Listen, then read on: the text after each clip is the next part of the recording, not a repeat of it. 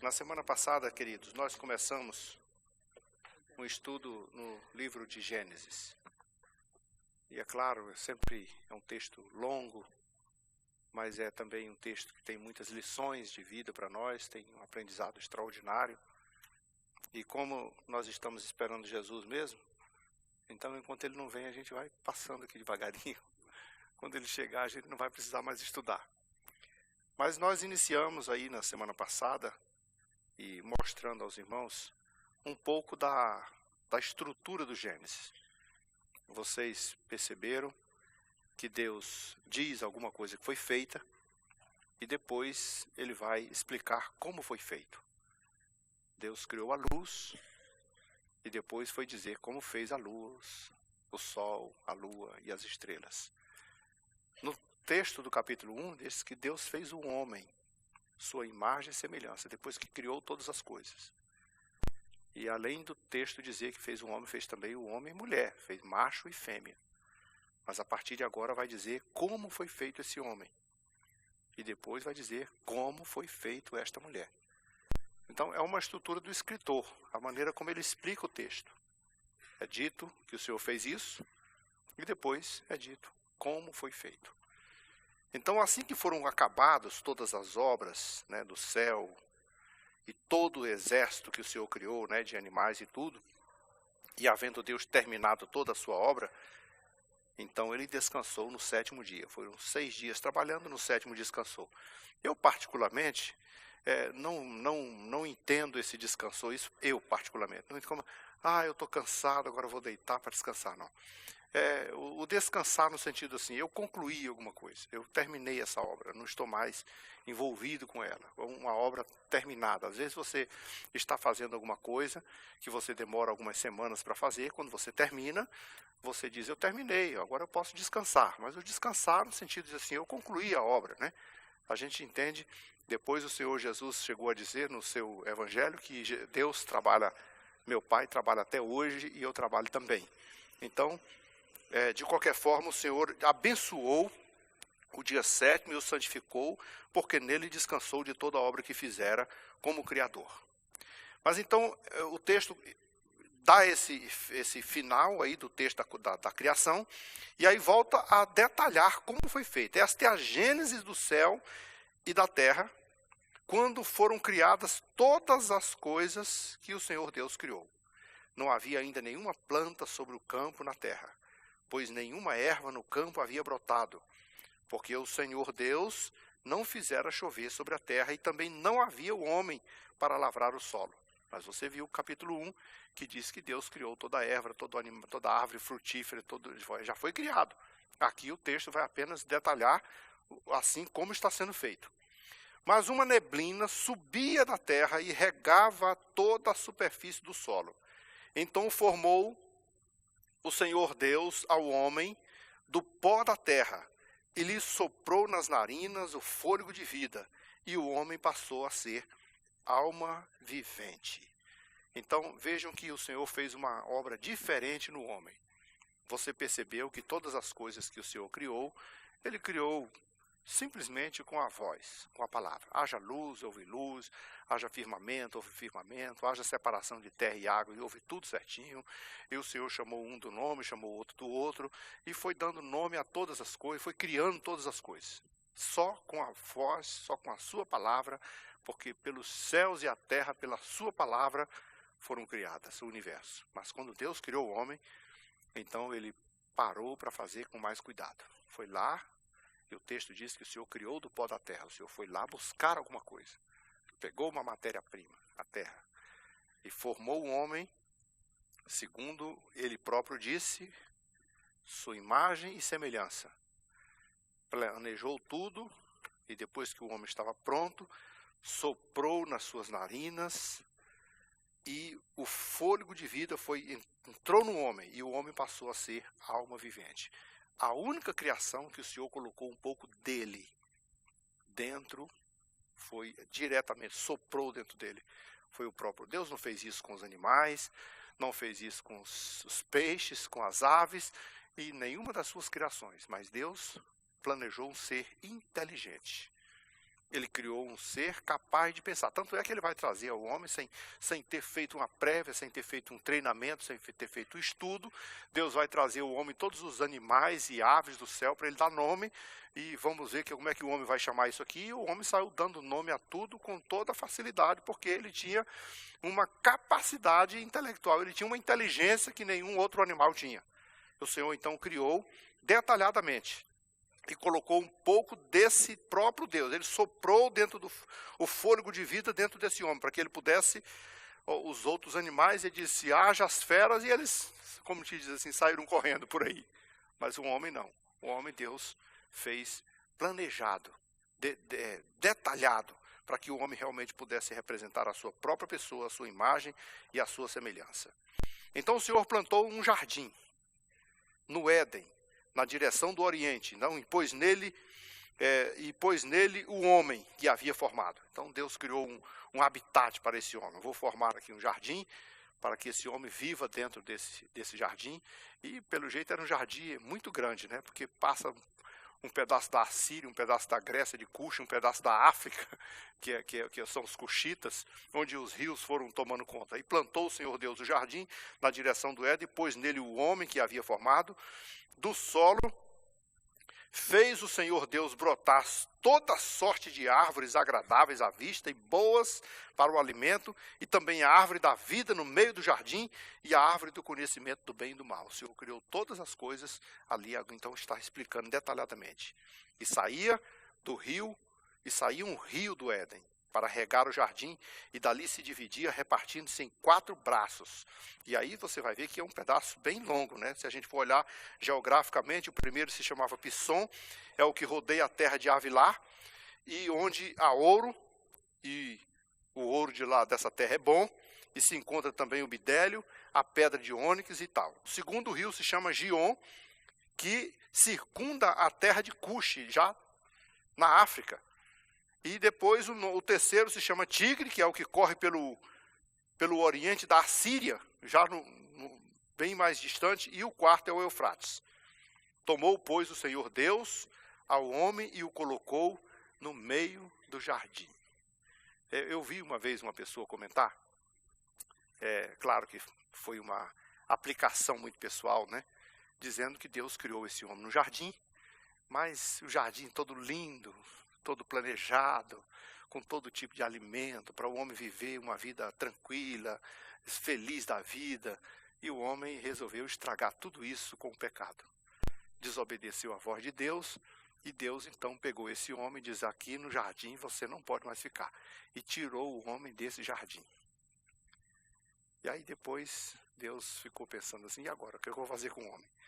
Aí o texto diz que Deus, esse pregador, fez uma comparação dizendo assim, aí Deus resolveu criar um jardim dentro do homem.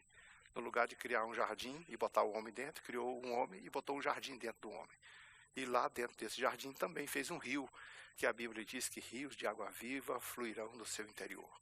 Então, são aplicações, vamos dizer assim, criativas. Mas o que o Senhor Deus planejou a felicidade do homem. Colocou o homem no meio do jardim para cultivar e guardar. E o Senhor lhe deu uma ordem. E olha, veja só, não foi uma sugestão, foi uma ordem. O Senhor lhe estabeleceu uma coisa. Por isso que eu acho que se Deus não tivesse colocado esse parâmetro, o homem então não poderia, já que o Senhor criou um ser inteligente e capaz. Às vezes alguém pergunta assim, então por que o Senhor colocou essa coisa lá para tentar o homem? Por que o Senhor não deixou logo isso aí escondido, não deixou o homem ver isso, né? E por que não? O Senhor criou um ser inteligente. O Senhor criou um ser com decisões próprias, com livre-arbítrio. O Senhor criou um ser capaz de crescer, de se desenvolver. Olha o tanto que, apesar de todo o pecado, olha o tanto que o homem se desenvolveu. Você imagine se não houvesse o pecado, onde o homem estaria? Acho que nós teríamos, assim, eu acho que crescido pelo menos umas milhões de vezes a mais. Mas Deus tinha que colocar um parâmetro para esse homem. Por isso lhe deu uma ordem. Olha, está aí os alimentos que eu criei para você. Você pode comer todos eles que você quiser. Está aí a sua abundantemente. Agora, aquele fruto, que é a árvore do conhecimento do bem e do mal, não coma dele. Porque se você comer, no dia que você comer, você vai morrer. Então o homem foi instruído. Sabe, você faz uma coisa com o filho e você diz a ele algumas ordens e diz para ele, olha, não faça isso, não faça aquilo. E o filho desobedece. Imagine, eu geralmente eu gosto de dar o exemplo da tomada. Você chega lá, coloca uma coisa lá e aí a tomada está lá no pé da parede. Tem família que vai lá e coloca aqueles tapões, né, de borracha para todo lado, tapa todas as tomadas para os meninos não tomarem choque. Outros colocam as plantas tudo trepada lá em cima, que é para a menina não andar, né? Eu não sei, lá na minha casa, assim, eu não tenho mais criança, né, mas quando nós tínhamos crianças pequenas, eu decidi, junto com a minha esposa, que nós íamos deixar tudo à vontade. Deixa aí no chão, samambaias, as plantas, tomada, e eles, se for preciso dar umas palmadas neles, vão levar umas palmadas, mas eles vão ter que aprender que isso pode mexer e isso aqui não pode. Porque senão, no dia que a gente chegar, aí às vezes que eu percebo isso, né? A criança está tudo na casa dele, está levantado lá em cima, trepado, ele não vê nada. Aí quando ele chega na casa do amigo, do parente, aí ele vê, aí a curiosidade vai lá mexer em tudo. Aí o pai fica morto de vergonha, não mexe, não pega. E ele quer mexer em tudo, pegar em tudo, né? Se ele já tem na casa dele, ele não vai se atrair, está tudo normal. Deus criou as coisas e colocou tudo à vontade do homem, mas deixou uma ordem, isso aqui não.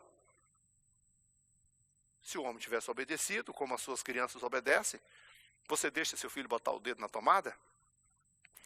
Ele vai com 2 preguinhos lá engateando, todo sorridentezinho, e você fala, não, bebê, faz isso não, bebê. Você vai levar choque, ele não sabe não o que é choque, ele vai colocar lá. O que você faz para impedir isso aí? Vai lá e dá umas boas palmadas na bunda dele, para ele não fazer isso, né? Então, existe a disciplina para isso. Mas Deus deu ao homem inteligente a capacidade de decidir. E o homem resolveu desobedecer. Então o Senhor foi obrigado a tirá-lo do jardim. Disse o Senhor. Agora o Senhor explicou como é que foi feito o homem. Veja a estrutura do Gênesis. Tem um comentário aqui, mas na frente ele vai detalhar mais ainda. Agora o Senhor vai dizer como foi feita a mulher. Já foi dito no capítulo 1 que Deus fez macho e fêmea. E agora o Senhor explicou aqui como foi feito o homem. E agora vai explicar como foi feita a mulher. Deus fez uma autoavaliação. Eu acho que eu chamo isso de autoavaliação. Tem hora que eu fico pensando assim, a gente faz uma coisa, né, durante um dia, uma semana, e a gente não tem a capacidade de dizer assim, ficou bom? Ou ficou ruim?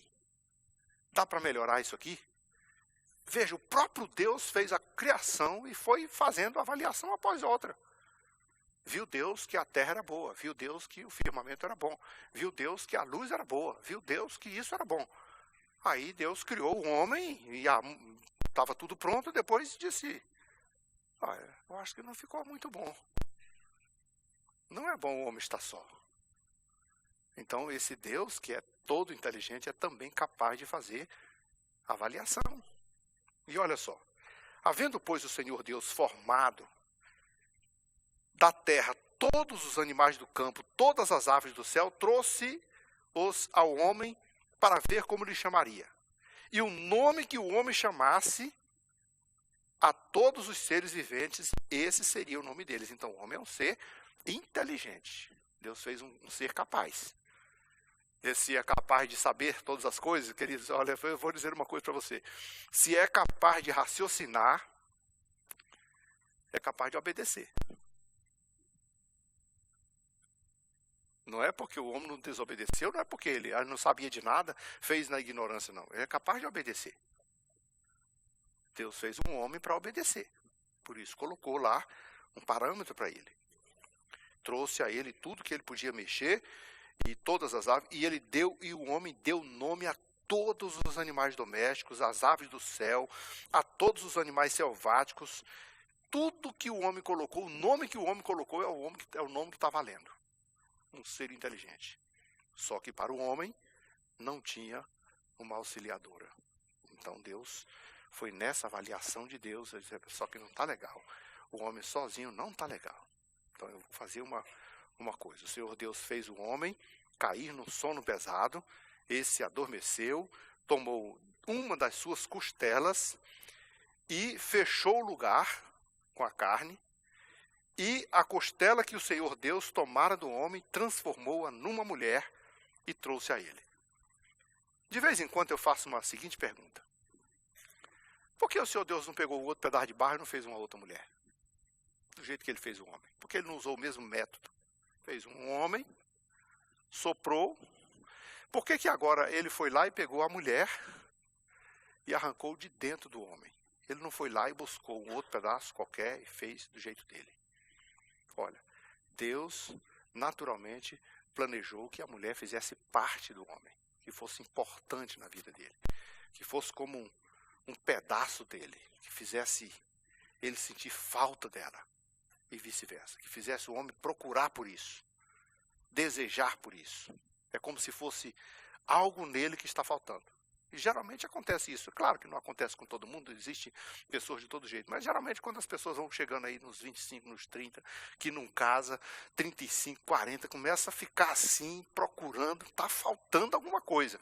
Não é que está faltando nada, mas ele sente que está faltando alguma coisa. E depois ele descobre, e quando ele se casa, provavelmente, ele percebe, agora sim, eu posso, ser uma família, eu posso constituir uma família, eu posso crescer, me multiplicar, conforme o Senhor mandou.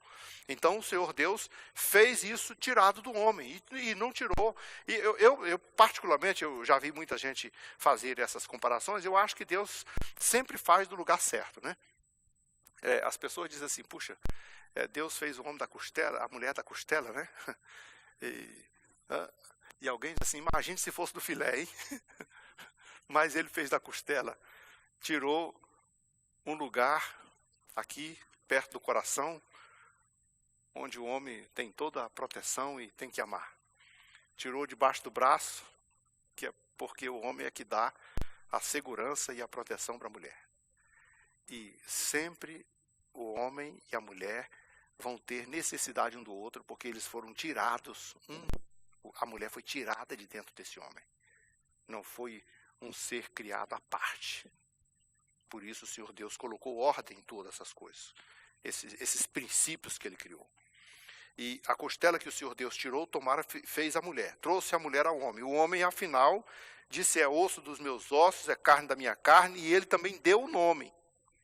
É a varoa que do varão foi tomada. E aí, vejam só. Nesse mesmo contexto, já tem uma coisa que rege os casamentos. Já rege as famílias aqui. Como? Deixará o homem, seu pai e a sua mãe, e se unirá à sua mulher.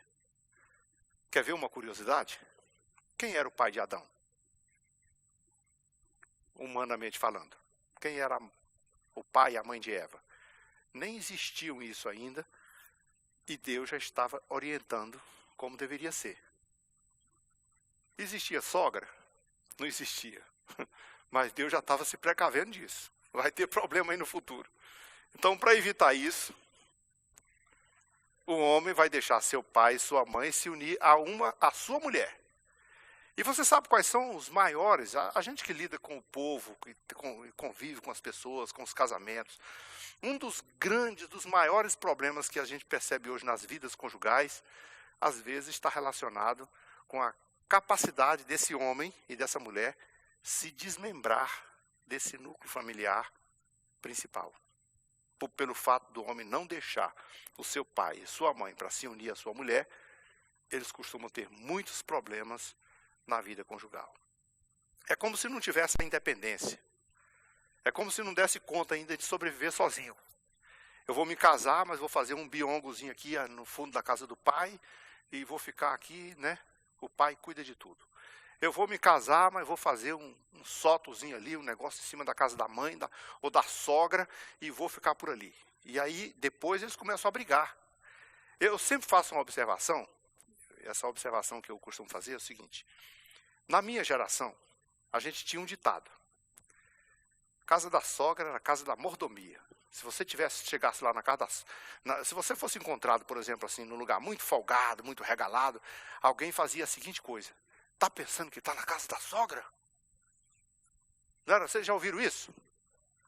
O que era a casa da sogra? Lugar de tranquilidade, maré mansa. Na casa da sogra eu não vou lá. Vou lá só para pegar, né, uma refeição especial, para ser bajulado, né, uma rede ali para deitar, dia de folga. Isso existe hoje? Não. Sogra hoje é que nem porco gordo, só dá lucro quando morre. Todo mundo, ninguém quer saber de sogra. Sabe, já viu falar em onça em extinção? Todo mundo defende, mas ninguém quer o bicho em casa. Ninguém quer criar uma. Por quê? Porque passaram a morar com a sogra. Aí a sogra deixou de ser um ser agradável. Olha para o livro de Ruth, por exemplo. Mas viver junto na mesma casa, no mesmo barraco, nessa dependência de não deixar. Um dia desse, eu sempre quando vou fazer o pré-matrimonial, um aconselhamento, eu confronto tanto o casal que vai morar com a sogra, que na maioria deles, eles desistem de morar com a sogra e vão pagar aluguel, e vão morar no hotel. Eu costumo brincar assim, olha, tem tanta ponte, tem tanto viaduto, tem tanta árvore no meio tem tanto bueiro, mora no bueiro, mas com a sogra não, pelo amor de Deus. Mas não, eles não obedecem. Um dia desse, um amigo me trouxe a filha, né, para mim fazer o casamento, e eu confrontei tantos eles, porque eles iam morar na casa da sogra, que no outro dia o noivo ligou e disse assim, nós vamos casar, mas nós vamos chamar outro pastor para casar. Eu digo, Deus te abençoe. Não tem problema, pode fazer. Eu não vou me sentir constrangido, porque para mim, maior constrangimento, ninguém escapa disso, mas maior constrangimento para mim é dizer assim, o senhor lembra daquele casal que o senhor casou, tal dia assim? Pois é, já separou. Aí isso para mim é constrangimento. Então eu preciso dizer as verdades. Não funciona, não dá certo, porque cada um tem que criar o seu outro núcleo familiar. Então, agora, a ordem de Deus é, você deixa seu pai e sua mãe, vai lá para a sua casinha, no outro lugar, faz o seu outro núcleo familiar. Ah, não deu conta de comer carne, come disco voador, né? Come qualquer coisa. Faz qualquer negócio, mora na tapera, passa baixo, mas viva independente. Ou então não case. Esse é o meu princípio, eu faço isso com todas, sem medo de errar. E às vezes eu confronto muito forte. Ou então você não está preparado para casar. Porque é homem, então se vira. Lá no seu lugarzinho. Casa e vai embora. Cuida lá da sua vida. Ah, eu estou precisando. Então, tudo bem, o pai pode ajudar, ou ser ajudado, pode visitar, ou ser visitado, pode se amar, continuar amando, continua sendo pai, continua sendo mãe. Mas o cordão umbilical tem que cortar. Cada um agora se vira. E quando essas pessoas, irmãos, olha, eu vou dizer uma coisa para vocês. A maioria dos casamentos em crise hoje é porque as pessoas não obedecem esses princípios. Eu falo para eles assim, olha, você vai brigar com a sogra. E quando mora com a sogra, aí fica inimigo, quando briga, fica inimigo para sempre. Nunca mais. A coisa mais difícil é fazer, não morei lá, briguei, mas hoje é a minha pessoa, minha amiga do coração. Não, é uma briga que desgasta. Você morar com uma pessoa é uma briga que desgasta. Agora vai lá para longe. Quando você for lá visitar, você é bem-vindo. Aí você vai ficar na regalia, vai ser bajulado, vai ser tudo de bom. Você ainda vai ser o cara legal, porque você vai levar a filha dela para ela ver. Oh, mas que bom que você trouxe a minha filha de novo. Ou vice-versa. É a gente boa. Agora lá dentro, poxa vida. A nora vai morar com a sogra. Aí diz assim, essa menina é morta, não dá conta de lavar uma louça. Aí começa a briga. Aí arruma a confusão, o escarcéu está armado. Para que isso? Está na Bíblia. A Bíblia é, deixará o homem, seu pai e a sua mãe, e se unirá à sua mulher, e os dois serão uma só carne. Quer fazer certinho, faça como a Bíblia mandou. Quer fazer diferente? Arque com as consequências disso, porque vai ter consequência. É um princípio que está escrito na palavra. E o texto diz, aqui, até aqui o momento, não havia o pecado, né? Não foi narrado ainda a história do pecado. O pecado não está nada a ver com a vida, com o mundo lá, não está nada a ver com a vida sexual. O Senhor já mandou que eles se reproduzissem, era tudo certinho. Mas o texto diz aqui que o homem e a mulher estavam nus e não se envergonhavam do outro. Não havia a malícia, não havia a maldade, era tudo muito simples, tudo tranquilo, todo mundo vivendo em paz, na maior tranquilidade. É o pecado que vai mudar essa versão. É o pecado que vai mudar o conceito, que vai tirar essa comunhão do homem com Deus, que vai criar esses bloqueios que o ser humano tem hoje, que vai criar essas barreiras que nós temos uns com os outros e com Deus, por causa do pecado, que vai ser narrado no capítulo 3. Por enquanto, nós vamos aqui pacientemente, passo a passo, até chegarmos à compreensão de tudo. Muitas outras histórias bíblicas serão aprendidas, serão detalhadamente estudadas aqui. Então o Senhor está criando tudo, criando os céus, a terra, o homem e a mulher, e começa também a criar as normas. Aqui já foi uma norma, é assim que tem que ser. É esse princípio que tem que ser adotado. Se você não adotar esse princípio, você não pode reclamar depois que não deu certo. Tem muita gente que diz, não deu certo, mas, pelo amor de Deus, né? Na casa da sogra, né? Aí depois vai agorar a sogra, desejar mal para a sogra, falar mal da sogra, dizer que a sogra é bicho, né, de 7 cabeças, que a boa é igual mandioca, está debaixo da terra. Tem que parar. A sogra é gente boa, mas é na casa dela e você na sua. E diz um velho ditado que diz que não pode morar muito longe não, porque senão quando ela vier atrás das malas. E não pode morar muito pertinho não, porque senão toda hora está lá dentro. Tem que ser uma distância assim, mais ou menos equilibrada, que é para ir só de vez em quando, lá, meu filho, minha nora, como vai, beleza? Vai para sua casa, dormir na sua casa que está tudo bom, ok? Continuamos semana que vem, que Deus abençoe. Vamos orar.